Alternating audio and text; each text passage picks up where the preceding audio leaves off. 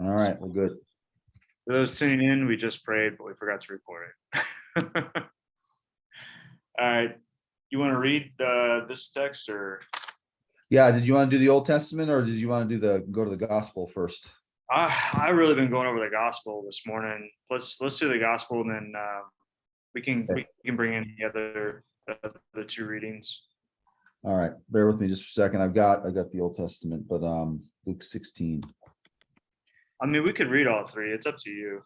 So let's just we'll do Luke 16. And then I'm gonna read what we have as the options, and I'm gonna span that gap. Actually, there's no gap, never mind. Okay, Luke 16, 1 through 13. He was saying now also to the disciples, a certain man, there was a rich man who had a manager, and he was accused unto him as wasting his possessions. And having called him, he said to him, what is this I hear concerning you? Give account of the stewardship, give account of your stewardship, not for you are not able any longer to manage. So then the manager said within himself, what shall I do? For my master is taking away the management from me. I am not able to dig, and I am ashamed to beg. I know what I will do, so that when I have been removed from the management, they may receive me into the homes, their homes. And having called to him each one of the debtors of the master of him, he was saying to the first, how much do you owe my master? And he said, 100 baths of oil. And he said to him, take your bill, and having sat down quickly, write 50. Then to another he said, you now, how much do you owe? And he said, 100 cores of wheat. He said to him, take your bill and write 80. And the master praised the manager, the unrighteous manager, because he had acted shrewdly. For the sons of this age are more shrewd than the sons of light in the generation themselves. And I say to you, for yourselves make friends by unrighteous wealth, that when it fails, they might receive you into the eternal dwellings. The one faithful with very little will be faithful, also with much will be faithful. And the one with very little, and the one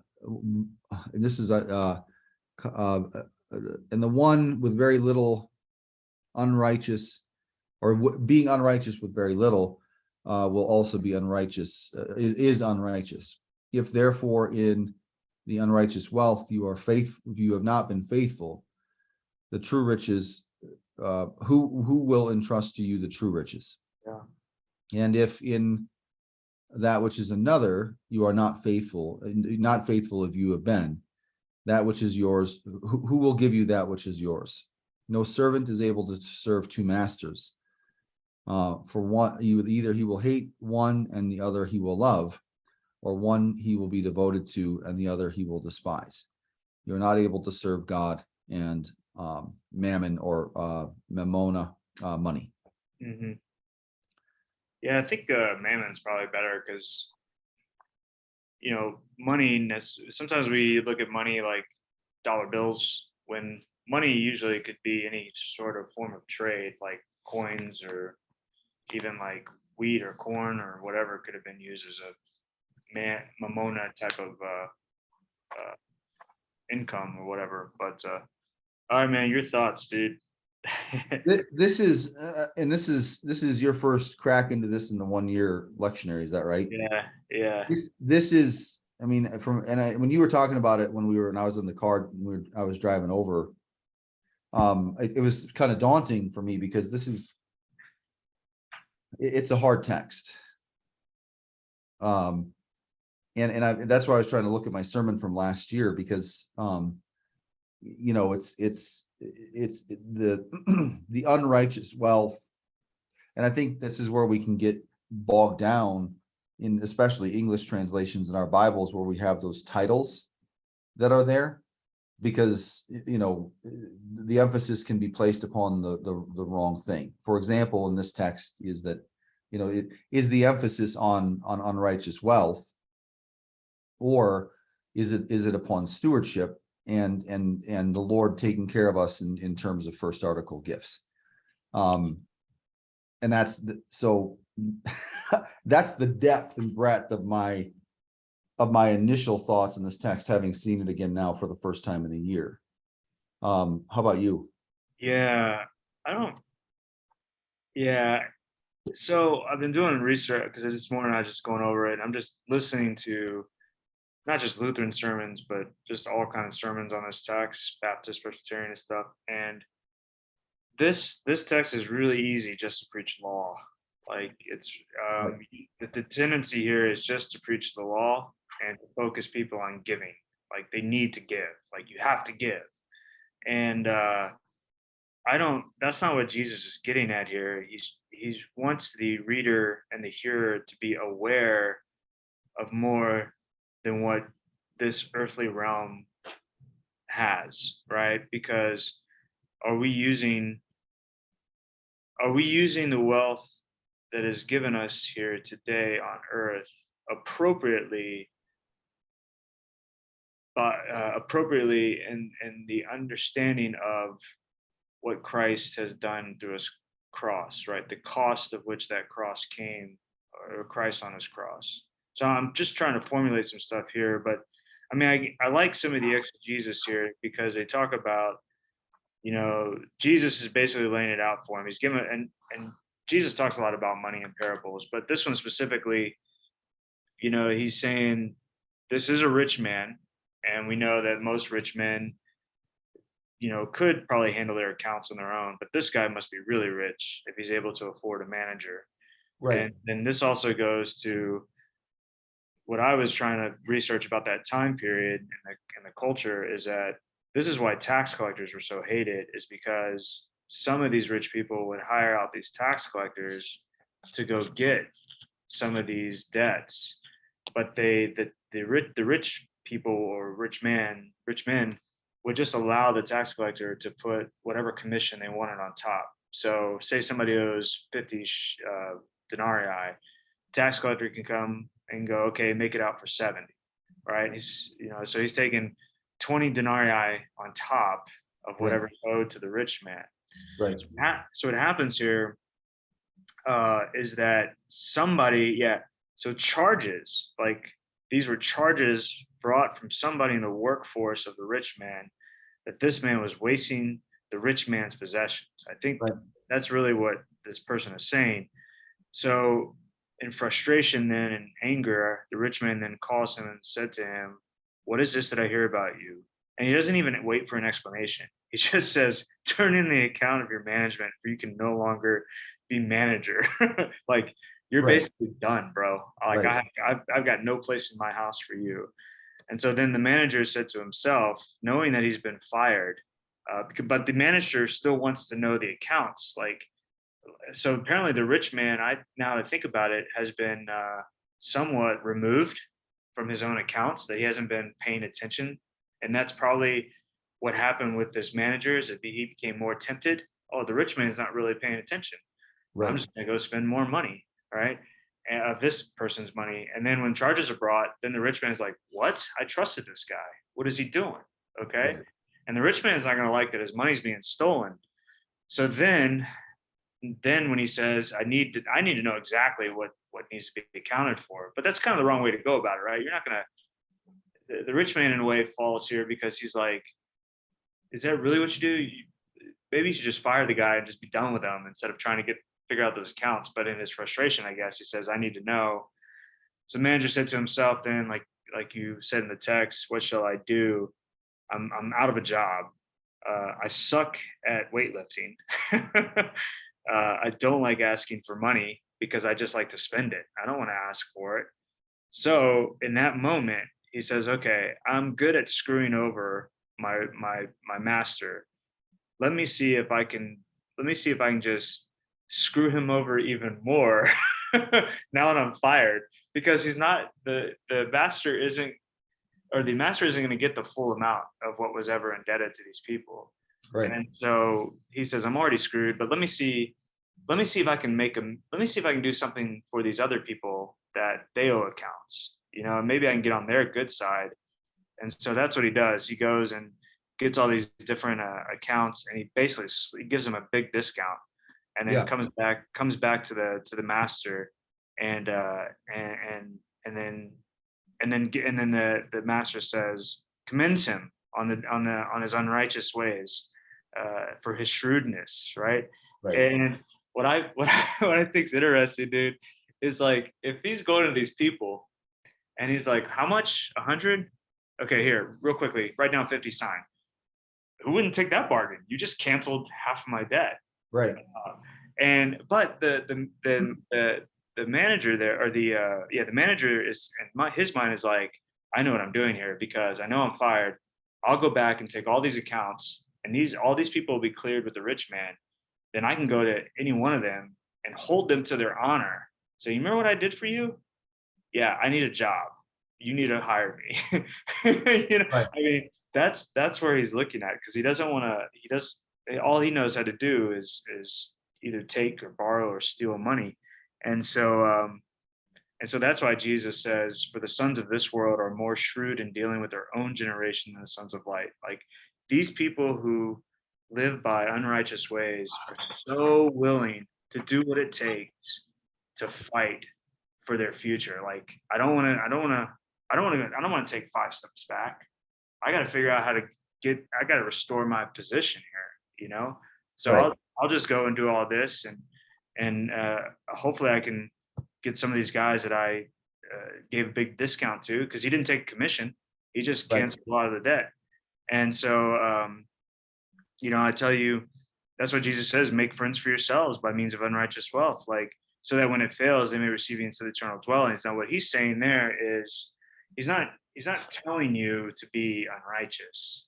Right. He's saying, if you are blessed with unrighteous wealth, think through it. Think about how this could better the kingdom of heaven to your neighbor, right? Because we're still in service to our neighbor. So, what are things in which, the ways in which we earn an income? Do we look at first? Do we look at, okay, what does the church need? What does my family, like, instead of looking self-righteously about what new car can I buy, or what new house can I purchase, all this materialistic consumerism. And it's actually looking outside of yourself to give, just like we look outside of ourselves for salvation. Yeah. And so and that's why then Jesus goes, he plays off of that. Who is faithful in very little is also faithful in much, right? So if you got $10 and you made 20, and you took that $10 that you made 20 with, and said, okay, I did good with that. I'm gonna put it here towards organ fund. I don't know. I'm just using examples. Right. And then all of a sudden, the $20 you just had, or let's just say you took 20, you took 10, made 20, you have 5 to the organ fund. Now you got 15. Now you're just trying to double that compound interest, right? Right. But some people, when they have little, they'll make they'll take 10 to 20 and spend 15 and try to get that 5 back to 10. And that's why Jesus says, if you've been, if you're dishonest in a very little, you'll be unrighteous in a whole lot. People who win the lottery, their spending habits don't change, because they don't look to see inside of themselves that, hey, I know what it's like to be poor, and I've made bad decisions in spending. Now that I've got all this money, maybe I should get a financial advisor, or maybe, and maybe I should focus on this blessing that obviously I've received, because it all belongs to God in anyway, and he's blessed me with this now. So how do I be a better servant, not only to God, but to my neighbor with what I've been blessed with, instead of going, you win $10 million, go buy a $7 million house, so, Right. yeah. So that's why Jesus says you can't serve two masters. It's not bad to have money. You just can't serve it. Money serves you for the betterment of the kingdom of heaven, not you serve money so that you can keep getting it, because eventually money will die too. It doesn't go with you. It dies in the grave. So, but that's kind of like how I've been trying to rationalize a lot of the text, and kind of trying to apply it a little bit. So See, I mean, so then verse 4, the management's removed. And so then he thinks within himself, having called, so he said, what is it, verse 3? He resolves within himself what he's going to do. And so then, going back to this, I mean, how is the unjust steward utilizing because I guess where I get bogged down in it is, when you start to try to figure out a parable as a one for one, right? I mean, who is the master, God is that's where I'm getting sort of bogged down. And but I don't think this is one of those parables where you can necessarily do that. But no, yeah, well, because first off, it's an unrighteous parable because right, it's talking about unrighteous things, and Jesus is comparing the unrighteousness of this world with the sons of light. Or no, I'm sorry, he's comparing the sons of the world with the sons of light, because the rich man himself, yeah, I guess I could see it there where how does what emphasis there is on the rich man, like is that, but see, I yeah, still think the rich man, because he was folly and not paying attention to his own accounts, like he yeah. trusted it, and God doesn't, God, nothing escapes him, like Yeah, so. and I think that, and that's the thing. I mean, that's where it's less important necessarily to look at the actors, so to Yeah, speak, and instead look at what's happening and what are the what's happening, what's the verb, and then who are the ones that are that are doing, because what the unrighteous steward is doing is he's going out and requesting the payment because he doesn't have any authority in and of himself. He knows that he can't say give it to me, right, but give my master his money, but here's half off or 20 off or whatever it happens to be. So he's not invoking the name of the master necessarily improperly. He's using it in matters of little right. to gain much, namely that he would be taken care of in whatever way it may be, that they would welcome into his home, that he would have a job that was available for him, et cetera, so on. Because see, this isn't like the parable of the talents, right? Where Right, right, given 10, 5, or what was it? 5, I can't remember now. But anyway, they're all given talents, and first one makes 10 talents more, and then the second one makes 5 talents more, and then the one just buries it in the ground.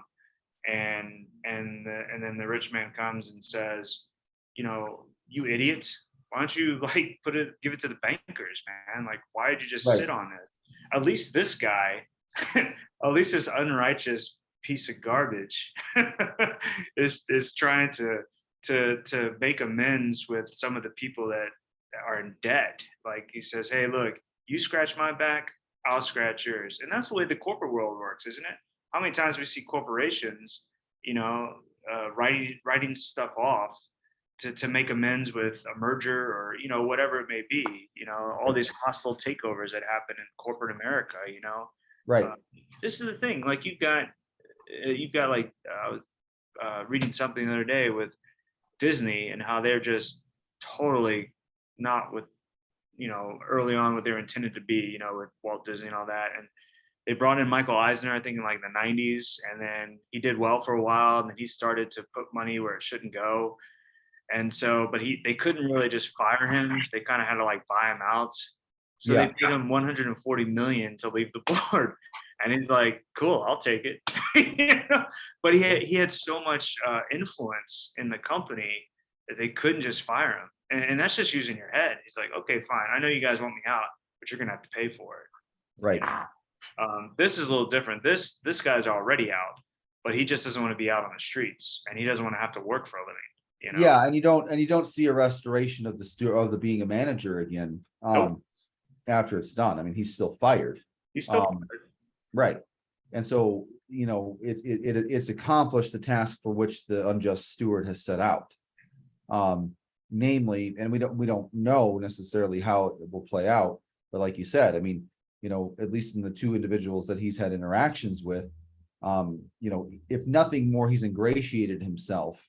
And the master has afforded him, without even knowing it, the master has afforded him the opportunity to be gracious Yeah. with money that was not his to start with. Right. And then by virtue of that, basically it's not the graciousness of the steward, it's the graciousness of the master. Yeah. And so that's then the beauty, because then both of them win. Because the rich man wins because then he's seen as magnanimous and gracious.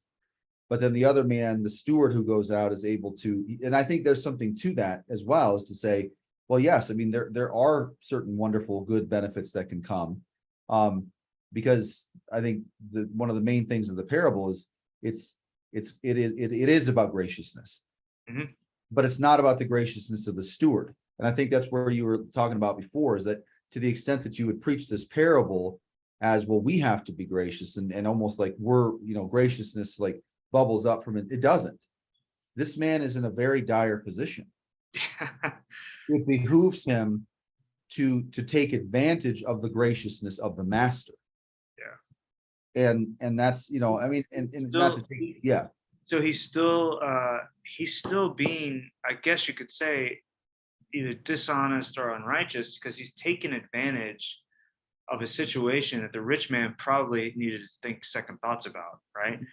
But the manager is like, well, I'm not going to let this mercy go away. I'm gonna go figure this out real quick. If he's gonna let me, figure out these accounts, okay, well, I got to do something here for myself. It'd be one thing if he wasn't fired, Right. then it would be, this charade, and thing could just keep going on. But now he knows he's fired. Well, I got to find another job, and the only thing I know how to do is embezzle money.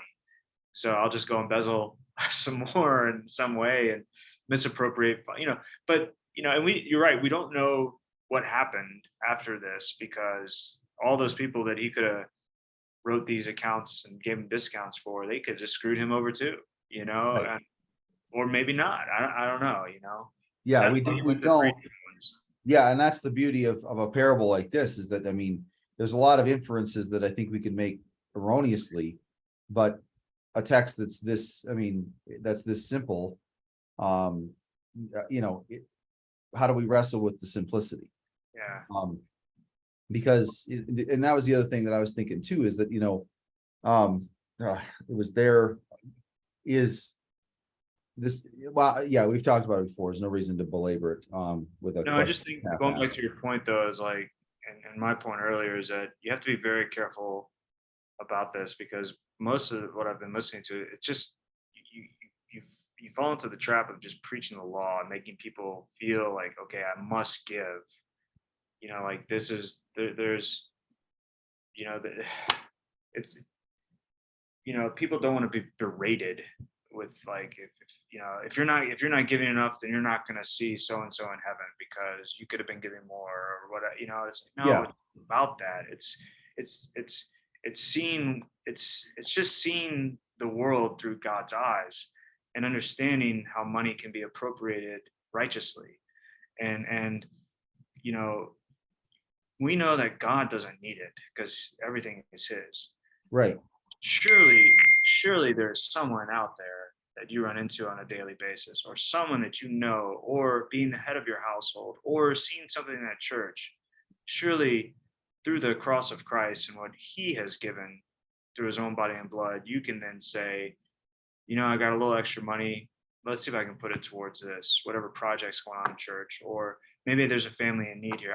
And I've got people in my parish that they often ask me, "Hey, Pastor Welmer, is there anybody in the congregation that needs money?" And yeah.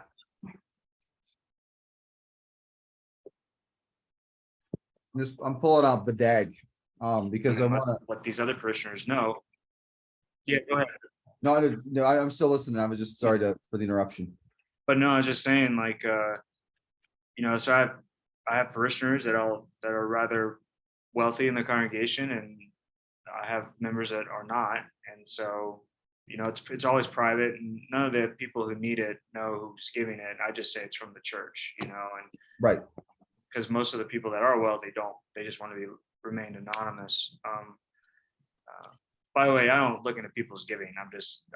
These people just make a note to let me know if anybody needs help to Right. let them know. But because I think that's a trap too, where pastors look into people's giving all the time, and then you use this passage more for law too, because the people who aren't giving, and I think that's not good either. Because if people aren't giving, like, then there must be something going on in their life that needs attention pastorally. Like, are you doing okay? Do you need help? Is there something you're suffering from?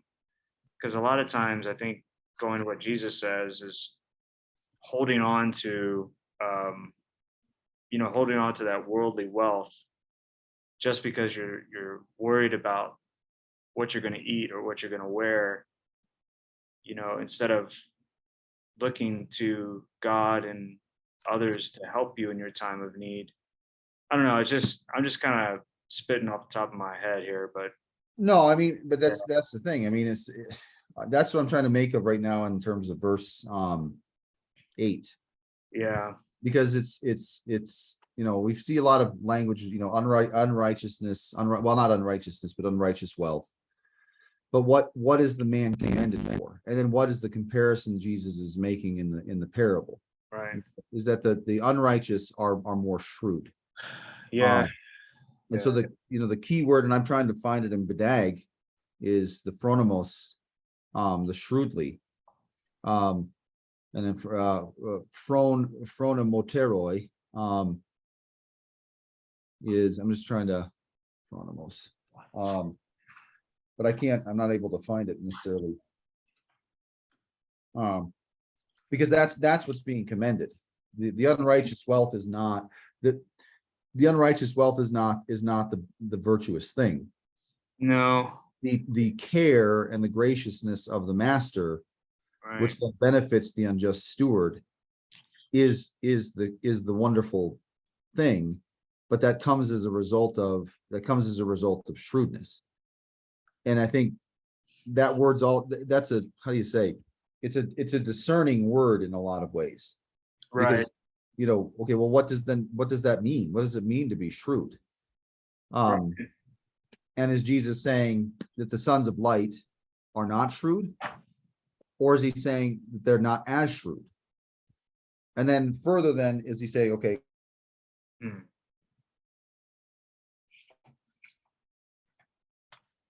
directives necessarily? But like I said, I mean, it seems like the key thing in this particular parable is the shrewdness. And maybe I'm not seeing it right, but I mean, that's just, like I said, I mean, I'm looking forward to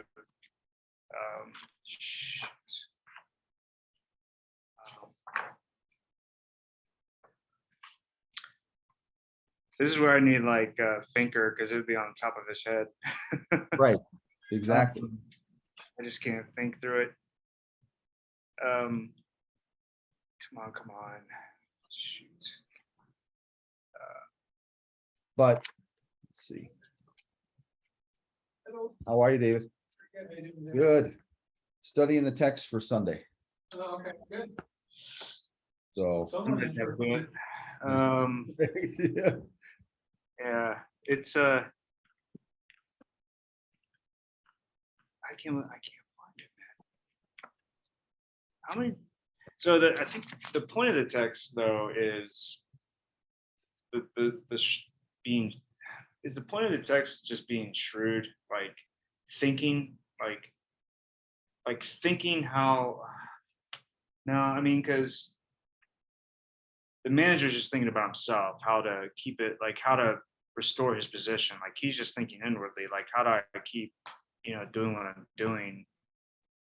Well, right, and not only that too, Donnie. There's other things that Jesus adds too. I'm too weak to dig, and I'm too proud to beg. So in other words, he says what he resolves this in and of himself, right? Here's what I will do, but here's what I won't do. Yeah. Okay. But then, and that's why I think it's one of the things. It's like, this text for me personally is one of those that's the most difficult, because there's a lot more going on in the text than what meets the eyes. I mean, there's a lot, point is, there's a lot you could preach on. Is the man shrewd because he's, too weak and too proud? Well, no. Not only is he too weak and too proud, the reality is he doesn't have a job. He may, who knows if he has a family, he doesn't have a livelihood. There's all sorts of different things that could come as a result of this. Never mind being weak or proud. Right. You go home to your lovely wife and tell her you've been fired. You got other problems. I mean, but then I think that's the important thing. For me, at least at this point, is just simply, what is that phronimos of verse 8 is, okay, what is the shrewdness that this master is commending? Because it's not being dishonest, because the steward doesn't go out and say, give me the money. Motives aside from what actually happens, right? Because, well, and then again, we don't even know, though, because what we hear is that the steward goes out and gets 50 and 80. We don't hear how much he gives to the master, Right. so he may still be dishonest with regard to that and taken off the top. We don't know. The text doesn't give us that, but the whole point is okay, he's acting shrewdly in the sense that he has no good name left in himself. The master knows this. The people know that he's maybe been dishonest before in acting like a tax collector has, but all the people see, everybody's acting shrewdly, right? Because the person who says that they owe 100 and then they hear they're getting half off, that's shrewd too.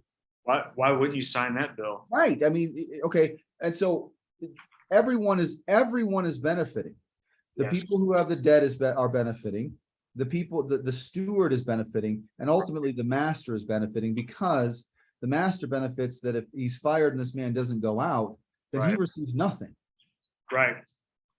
And in the strangest of ways, everyone is winning.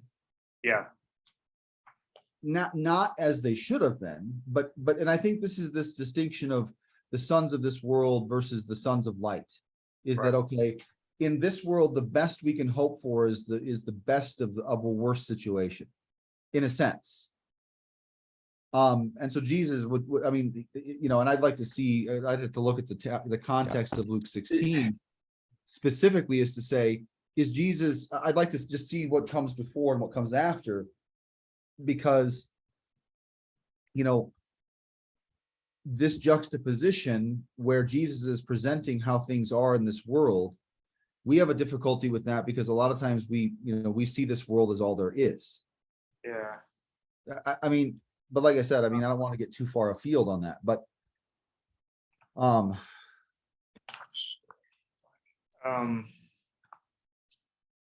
yeah, also that word, yeah, and so then making friends by, see, and that's the thing, we can get hung up on, and I'm not seeing verse 9. I'm not seeing verse 9 is to say that the method is what matters. I'm not seeing it that way. I'm seeing go make friends, be ingratiated to one another. Right. And it may come by ways of unrighteous wealth, but the reality is that the unrighteous wealth is less the subject and just it's an object. Okay, by means of unrighteous wealth, you will be given these friends which are of greater value. And I'm not trying to make it a hallmark, but I think there's a possibility even in 9 that can be, so that, and because, and I think that it is this by means of unrighteous wealth, and then you see it in the latter part of 9b, because he's saying, the text says that when it fails, what Jesus is talking about is the temporariness of this world. Yep. Okay, when it fails.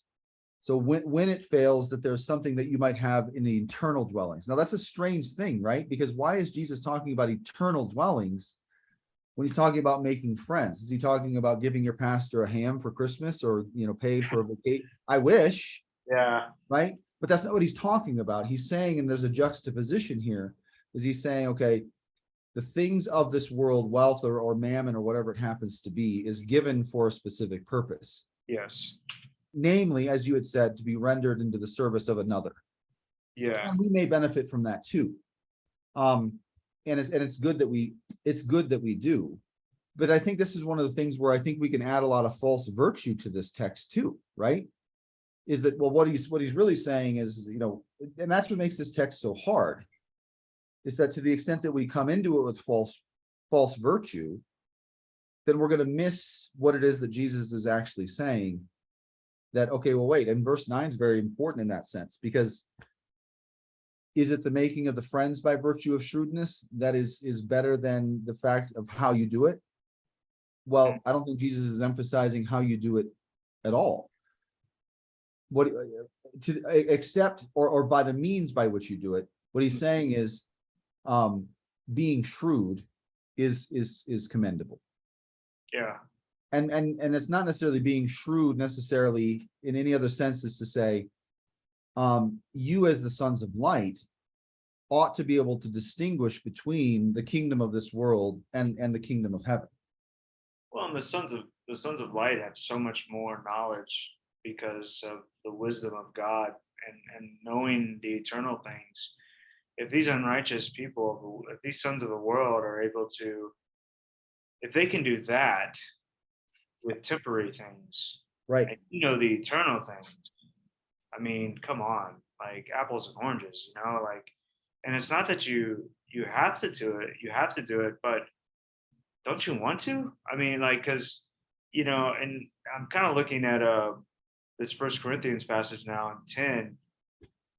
Just Paul going into it in 6. That now these things took place as examples for us that we might not desire evil as they did, and so don't be idolaters, right? He's telling them the sins not to commit sexual immorality, as some of them did. And we don't put Christ to the test. We don't grumble. And so he's saying is like you see what happens to the sons of the world, and yet they fight so hard to hold on to the world or to hold on to themselves. But you are freed from the world. Should not that encourage you or compel you in your spirit, since the spirit is willing, to tell others of this magnificent place called the kingdom of heaven, and to invest your time into other people. How often, I mean, we live in an age where nobody wants to talk to one another, man. Yeah.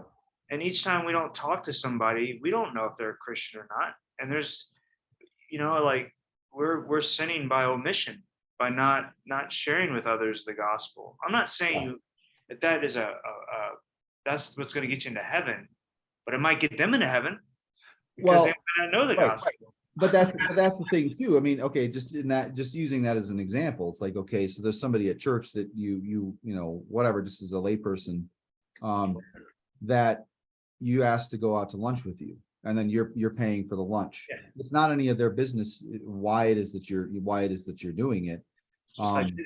It's not for them to know. Although it is a tax write-off. Right. Right. I mean, so even us, right? Even us. I mean, it's But we're unrighteous in that way. But the whole point is, and I think this is, I mean, that text specifically is it's dissuading us against necessarily motive. Yeah.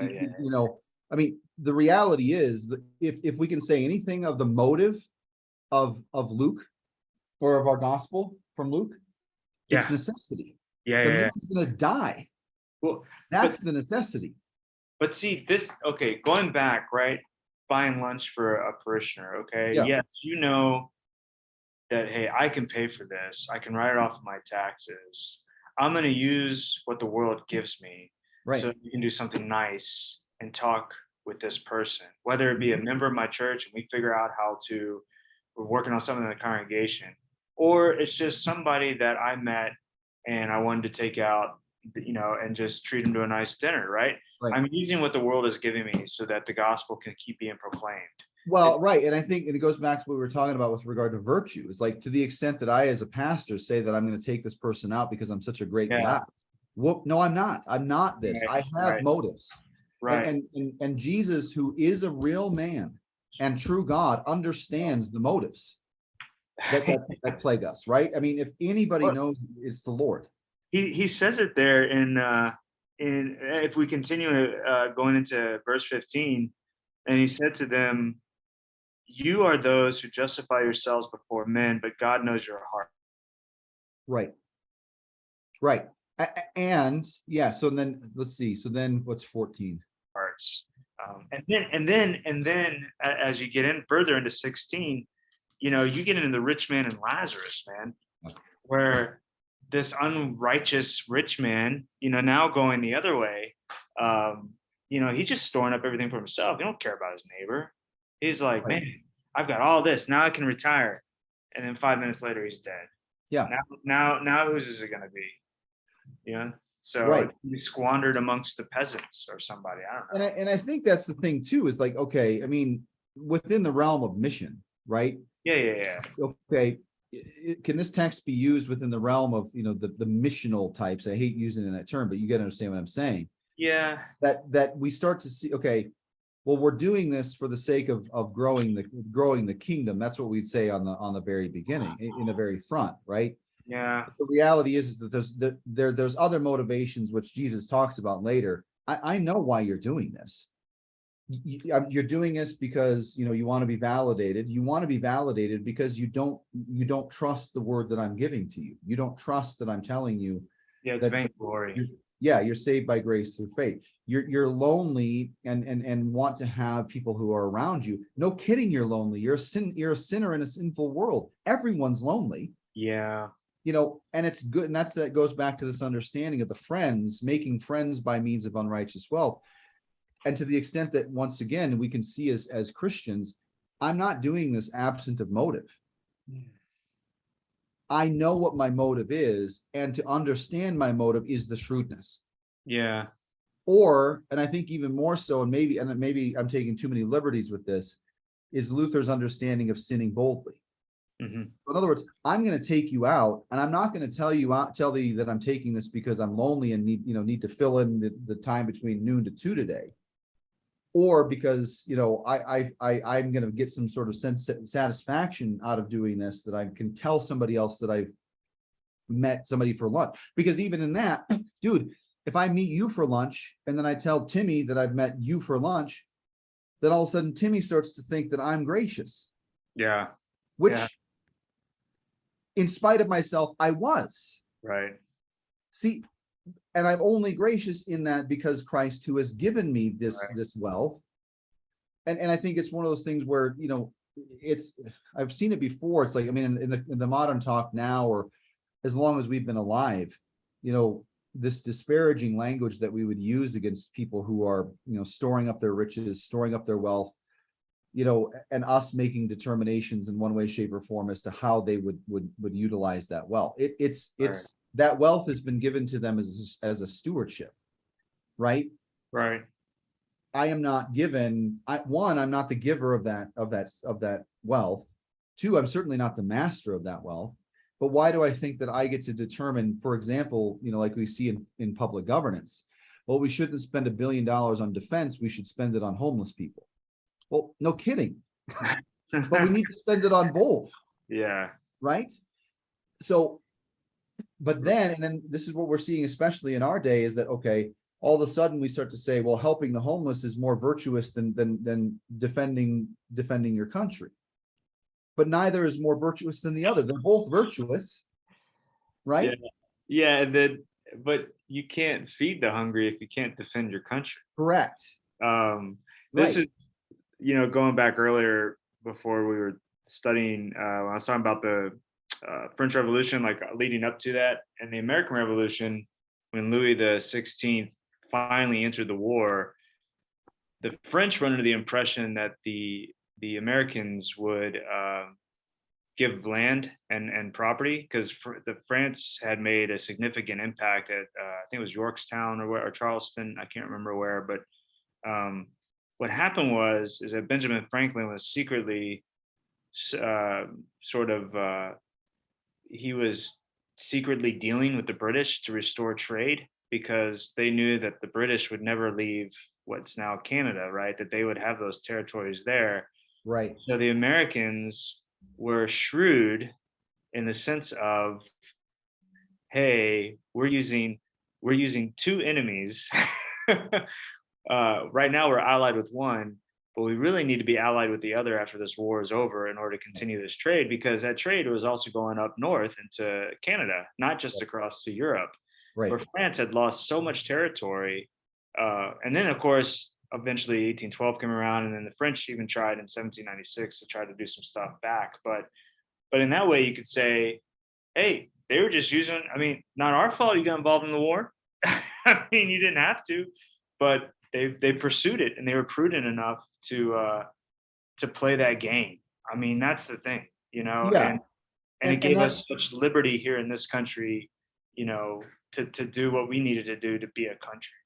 well, and not only that, but I mean, look at, okay, that the beauty of I mean, we see it throughout the entirety of the Gospels. I mean, how often, whether it's the Pharisees or this steward, Yeah, yeah, they say unto themselves. Now, of course, in different interactions, Jesus knows what it is that they're right, saying. Well, Luke will address it later, right?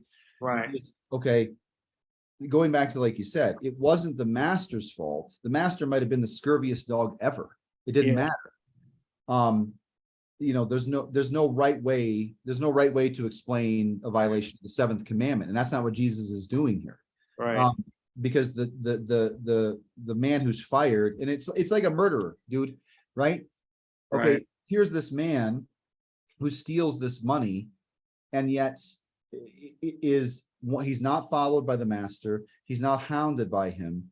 right, Basically, the master says, I have nothing left to do with you. In the same way as what we would understand as pastors, for example, somebody in our congregation, God forbid, is convicted of murder, right?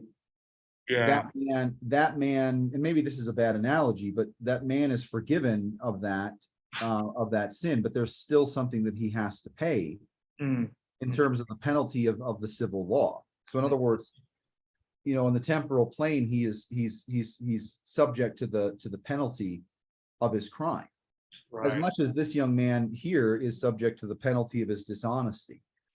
But yet Close job, this yeah, yeah, this generosity still continues, even though the sons of this world, and it's like you were saying this before, it's like how often I've thought as I've lived my life, and Luther talks about this many times, like, how many people are seeking heaven now?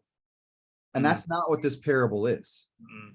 And that's verse 9, right? Is that, okay, so what does he say? Verse 9 is Um, uh um, so that uh, when it fails, you could enter into the eternal dwellings.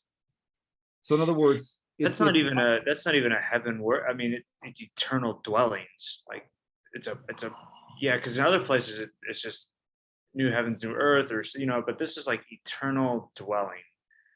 And yeah, that's an interesting point. Um, you may that they may receive you into the eternal dwellings. Mhm. That there are those who God has maybe well, no, I'm trying to work through this verse. So like there are people that God puts in your, I hate using that because it's so corny, but there's people that God puts in your path to show the generosity, to show his generosity, and that they may be blessed, and maybe and this goes back, was it when, I can't remember, is it in a couple of weeks where it's, maybe it's in Matthew 5. Yeah, the Sermon on the Mount, right? With, if you know don't repay evil for evil, like, if your enemy takes your tunic, give him your cloak too, right? And then the guy starts thinking, what the heck, why is this guy not angry with me, because I think there's something to that. And this is why reconciliation that we preached on a few weeks ago is so important, because that's not the way of the world. That's the way of God, is to reconcile us to himself. And, sometimes there are people that do wrong to us, but then we may be the ones that need to go and reconcile with them first, Well, before we. and to that too, and I think you touched on something, Donnie, in this sense, right? It's like, okay, so going back to Michael Eisner, Yeah. is Disney reconciled to Michael Eisner? Well, yes, according to the standards of the world. Yep. They paid him. He doesn't have anything to So, worry about. so then, okay, and then it goes back to what we were talking about here. Okay, so what are we talking about in terms of eternal dwellings here? Okay, All right. eternal dwellings, is this the kingdom of heaven?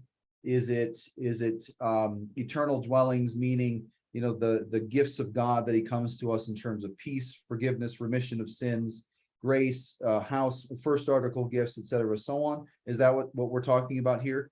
And I think yes and no, in the sense that, okay, this man who's gracious, on behalf of the master, but his graciousness is credited to him, Yeah.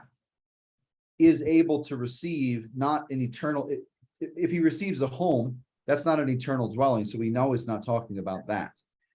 However, we understand that there is a God who is providing these first article gifts for all men, even sinful people, right? It's a daily bread in the fourth petition of the Lord's Prayer, that the Lord provides it even unto all wicked people. In order that we might have, okay, this understanding that we have eternal God who still is mindful of us here as we are on the temporal plane, is to say, even with these people who are, how do you say, they are shrewd in the ways of the world and in the wealth of unrighteousness. Right. And it goes back to, I think, how the text ends, right? Is to say, okay, but you are the sons of light, and how does it end? Yeah. Where you are able to understand that you're not able to serve God and mammon. You should know the difference. The sons of this world do not understand that distinction. And I think that begins to tell us what the point of the parable is Jesus is making a distinction, not an appropriation, but a distinction, is to say, there are things that are eternal and there are things that are temporal, which God gives for us in our temporal well-being. They're going to end. Yeah. But we have the eternal things even here, Right. as we will have them forever in heaven. Right. But what is, how do you say? It's not really these, the how to, it's kind of a funny thing, because I mean, a lot of people that I hear, it's like, well, Pastor, we need to hear more sermons about how to live. Well, this is one of them. This is one of them. Yeah. This is the perfect one. Yeah.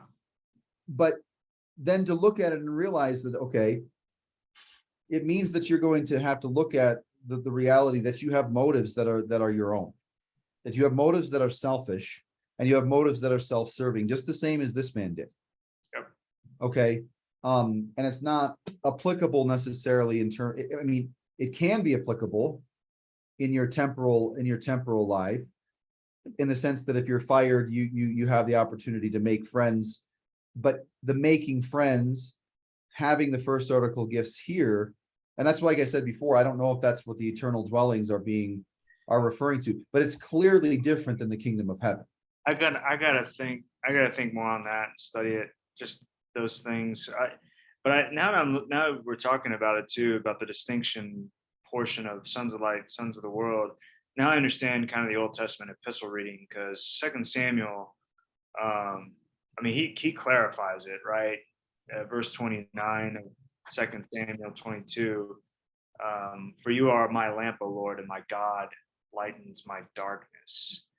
And in 26, the beginning of that text, with the merciful you show yourself merciful, with the blameless man you show yourself blameless, with the purified you deal purely, and with the crooked you make yourself seem torturous.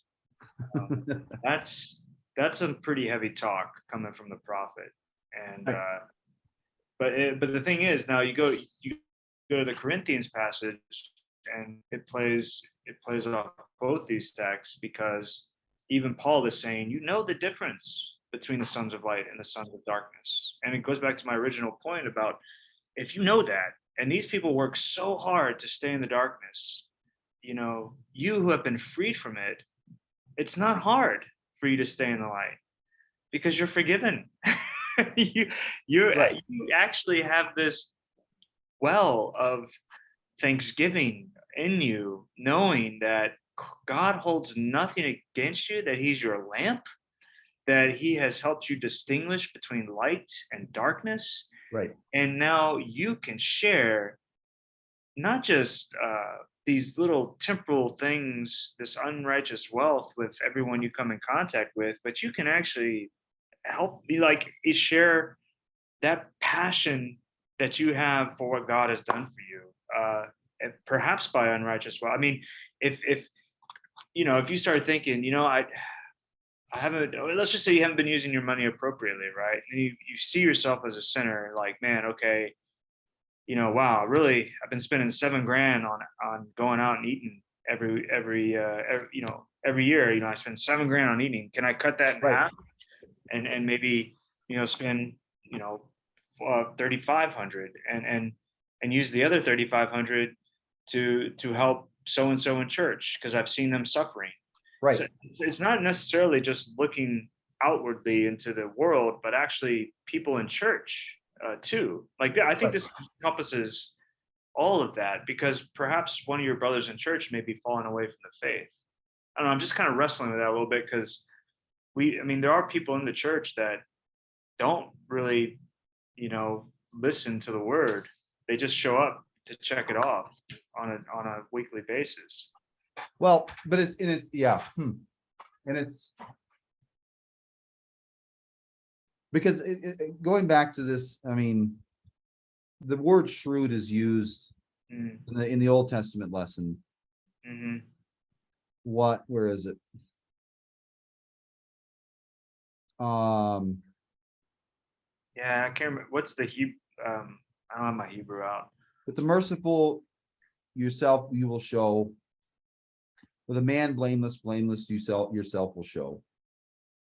With the Yeah, pure yourself pure will you will show, and with the devious shrewd yourself will show. So okay, and I think this begins to explain what we've been that discussion of okay, when Jesus talks about shrewdness and commends shrewdness, yeah, it's Samuel helps us understand that the ways of this world, the men of this world are devious. Yet, this shrewdness, and that's the thing. I mean, the men of the world aren't going to see it as shrewdness. They're going to see it as gracious. Well, yeah, but now I'm just starting to click. It's starting to click a little bit more because think about how shrewd Jesus is, right? Mm-hmm. Everybody, if you think about it, like everybody expected him to be something. Like the ones who really wanted him to be this, person to take on the Roman Empire and free them from the Herodian dynasty, right? But Jesus was shrewd because what does he do? He says, "Nope, that's not that's not how this works, man." Because he's saying by going to the cross, you know, if I were to pick up a physical sword and just take on all the enemies of the Judeans and well, that falls away. But by going to the cross, dying for the sins of the world, descending into hell and rising from the dead, Mm-hmm. I have now fulfilled all things according to my Father. Right. Like that's true, man, because nobody saw that coming. No, Not even his disciples. no. Like they didn't And the other thing too is that, until he rose from the dead. Yeah. right. And so that I think is right. I mean, that's this vertical, obviously theologically, but then the other thing too is, Yeah. how many of our people wrestle with the fact that, okay, and I've always preached, okay, when Jesus goes and has dinner with the tax collector, or what specifically with the Pharisees, that's shrewdness too. Yeah. Because our people will ask, well, wait a second, why is Jesus hanging around with these bastards? Yeah. Well, and I've always preached to just simply, well, he loves them and he wishes to teach, but I've never understood, and until you had talked about this, that Mhm. that's a certain shrewdness that's there, is that Jesus is there interacting, shaking hands, washing hands with the Pharisees. he understands and exists here, and even furthermore, the greatest part of shrewdness is his incarnation. Bullseye. Yeah, it's like nobody saw that coming. Well, they did if they would have read Isaiah, but I Right. mean, it's just like, but everybody looks at the world for who they want in Jesus instead of looking at Jesus and seeing what he has done for the world. Right. And that's just because Jesus, you're right. I mean, look how shrewd he is by telling us, be innocent as doves and wise as serpents. Like, okay, well, how? Well, look at Luke 16. Like, how do we discuss, yeah, I don't want, there's a temptation to preach more into the law, though. That's the issue. That's Yeah. the temptation. But I think it goes back, and I think just to stay sort of focused on what you were just talking about, because yes, there's shrewdness in the death and resurrection. Of course there is. There's shrewdness in his ministry, and there's shrewdness in his incarnation, but there's shrewdness in the Old Testament too. Is that Jesus, if God just stays a God of the heavens, Right. staying above the fray, Right. and is not Emmanuel, then he's not shrewd. Right. Okay. But he is shrewd in the sense that he not only understands the ways of the world, he lives in the world. Yeah. Okay. Yeah. And so he's not saying this prescriptively, go do this. He's saying, I know it. Like, look to me. Here I am right now, disciples. I'm the shrewd one. Yeah. Who's here as God in the flesh, Right. bearing all of this with you. Yeah. Who will go to the cross to die for sins that are not mine, in order that you would benefit from the graciousness of my shrewdness. Oh man, that's so good, because literally and that's how Jesus always does it. Yes. Always telling them to look to me, you idiots. Yeah. Like, why are you looking to the world? Yeah. Like, Right. they're And not that's the gonna die for you. juxtaposition. Yeah, that's the juxtaposition, right, Donnie? In verse 9, it's like, okay, they're going to bring you in. Okay, these things are passing away. Right. And Jesus himself says that. How many times does he tell the disciples, I'm going to the cross, I'm going to the cross, I'm going to die. I still These didn't things that I'm in are passing away, and they're passing away, and you're going to be brought and knit into this. Yes. And while I'm here, which is going to be forever, namely, now as I'm here with you in my ministry, Emmanuel, I will be Emmanuel with you after the ascension by virtue of the word and by virtue of the sacraments. And then we begin to see how it is. Okay, the sacraments are shrewd. Yeah. They did. Okay, God uses earthly elements, bread, word, wine, and water, Yeah. to bestow eternal blessings. And I think we can preach the sacraments into this too, is to say, no, I mean, be shrewd with this. What's the most common food that exists in all the world? Bread. What's the most common element that covers 70 to 85% of the world? Water. Water. But through these simple earthly things, God is pleased to give us the eternal things on earth. Yeah. That we might be brought ultimately into communion with him in the temporal plane, as we will be brought with him forever in heaven. Yeah, no, because shrewd, like we're talking about, I think we're just kind of repeating ourselves, but right, this shrewd is not a bad thing.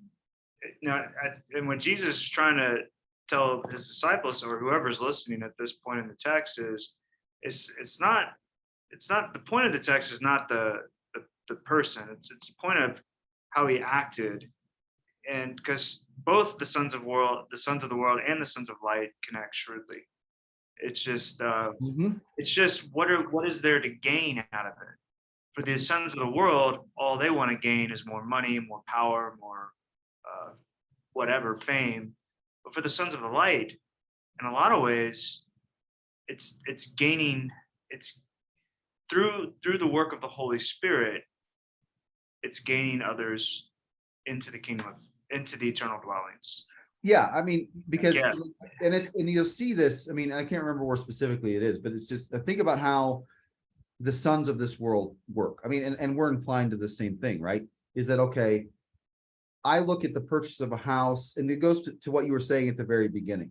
I look at the purchase of a house, the purchase of a car, having extra money in the bank.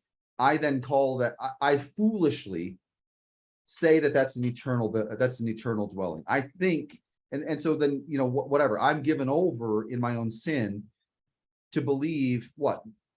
That this life is going to last forever. Well, nobody's that foolish. I don't believe I'm going to live forever, temporally. But so here's the distinction, right? I call what the Lord gives me as a how do you say, I begin to worship the gift rather than the giver. Yeah. I then begin to see what God himself says are good for this plane. Yeah. I begin to think those are the eternal things. Right. And then within evangelicalism or sinners in general, and you'll see this with the Pharisees, or specifically the Tower of Salome is a good example of this. Where people in the world will start to say, well, what did these people do that caused them to lose their lives or to lose their livelihood? It's the wrong question. Right. Nothing. Towers fall on people in fallen worlds. Right. Sinful people die. Right. That's the reality of the world that we live in. And so, if nothing more, what Jesus is saying is that, okay, understand that this temporal world is not the end all be all, nor is your temporal death the end. Right. So although you fear this temporal death as this man does, what is the eternal dwellings but this graciousness that this man grasps hold of and bestows, even though he's still sullied with, dude, the symbol is all over this text. Yeah. And the beauty of that is that you have both the Eustace and the Peccator in this text too. Yeah. Well, and two, it's not saying but the thing to be careful of is, like, it's okay to be wealthy. Like, that's not a sin, but it's understanding of who you are in Christ Jesus. Because if all that wealth is just going to you, then your heart is not true. Like, it's kind of like that fruit, right? Like last week we talked about it, where the show itself by their fruits. I know that was on false prophets, but truly, like, if you have all this wealth and you're a Christian, but you're not really using it for Christian means, you're just whatever, and you can, I don't know, I think if you're a wealthy person and a Christian and it, then you do kind of look at your accounting and say, you know what, I made $10,000 more this year.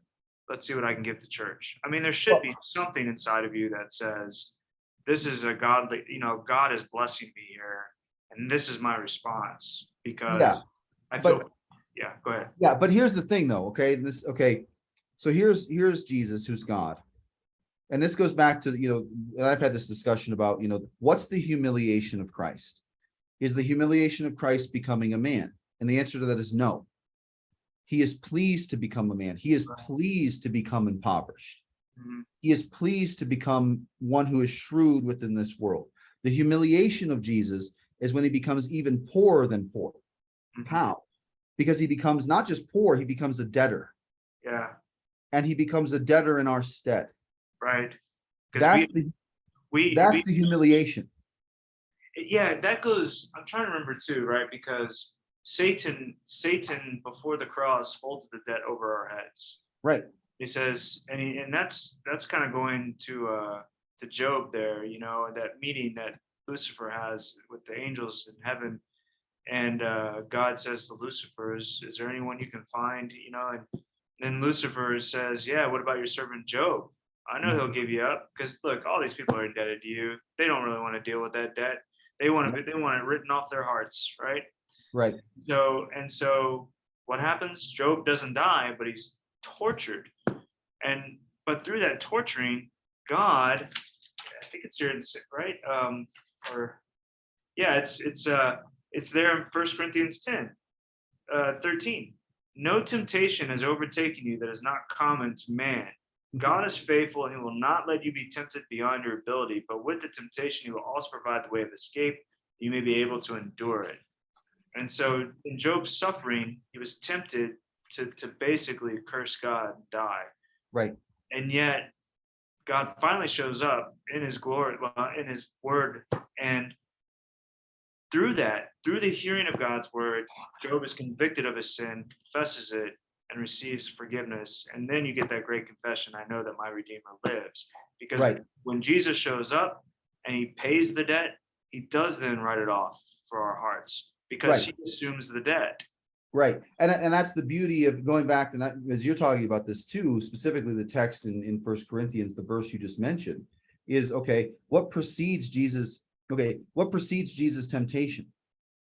He's baptized. Right. What would we say as Lutherans happens in Jesus' baptisms? That's the humiliation. The Yeah. sins of the world are washed onto him. He then goes into the wilderness, and he's once again, he's shrewd. Right.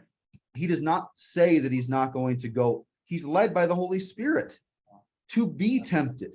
And then this language of verse 13 is so important. Okay, temptation is not, no temptation has seized you that is not common to man. In other words, it's common to me. Right. Paul talks about this here in the text. Jesus is talking about it. Faithful now is God. And so we know how God is faithful, specifically in Matthew 4. He's faithful because he's constantly being fed on the word of God. And he does that as he addresses the temptations of the devil with the word of God.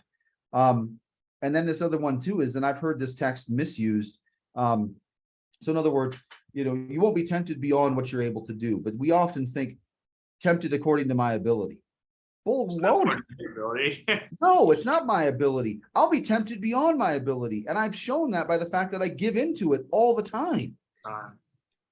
So, and then there's even worse things that can come with that, is that, okay, to the extent that I am able to overcome temptation, woe to me who thinks that I am the one who has overcome that temptation. It's not me, I have not.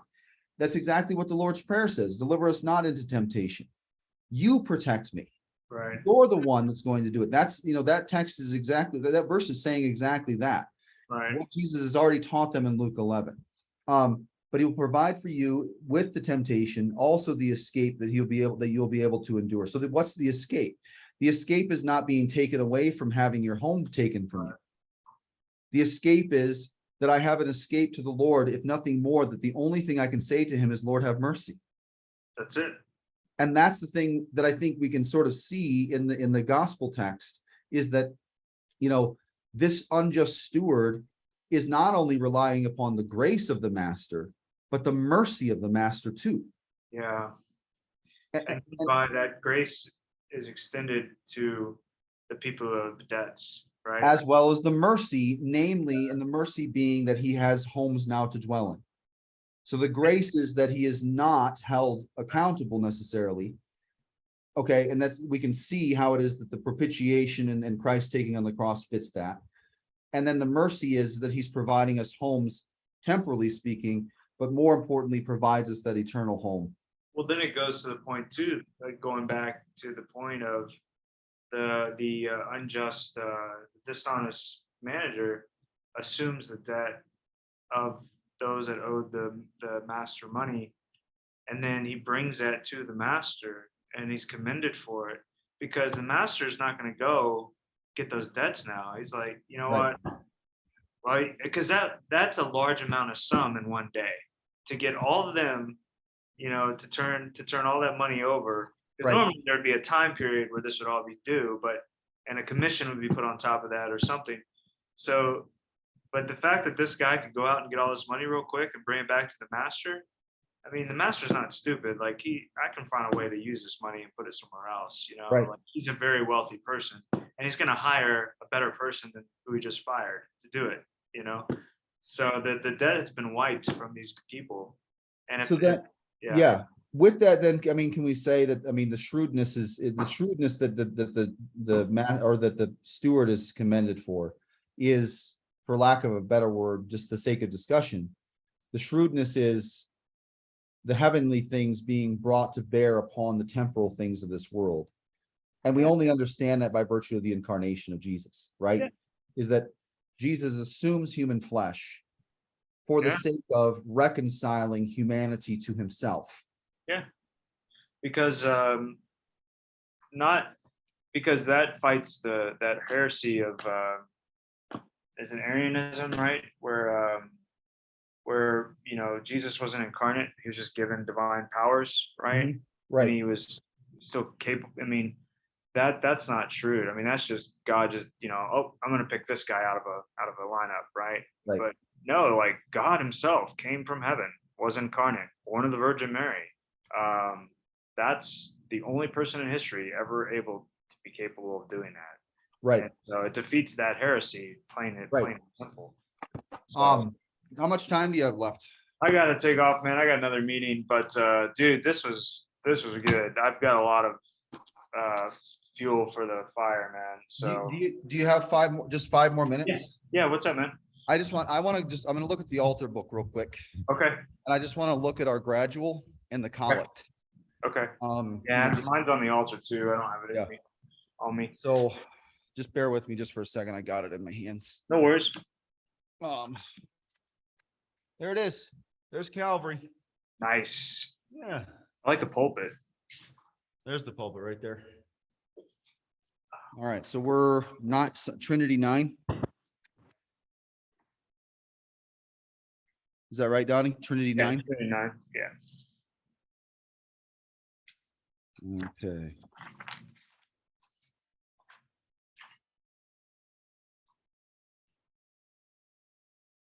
Yeah, the Psalm is what, 53? No. Psalm 51, 1 to 12.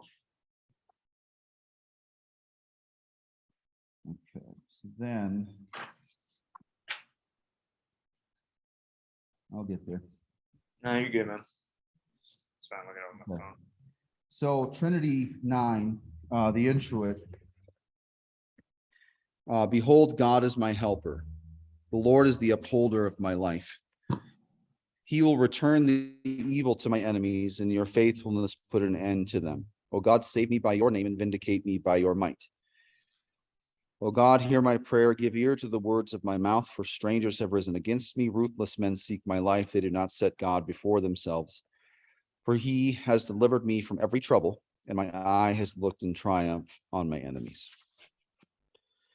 And then the collect is, let your merciful ears, O Lord, be open to the prayers of your humble servants, and that they may obtain their petitions, make them to ask such things as shall please you. And then the gradual, Lord, our Lord, how majestic is your name in all the earth. You have set your glory above the heavens. Mm-hmm. So I don't know if that's necessarily helpful or not, but I didn't glean anything. You're praying that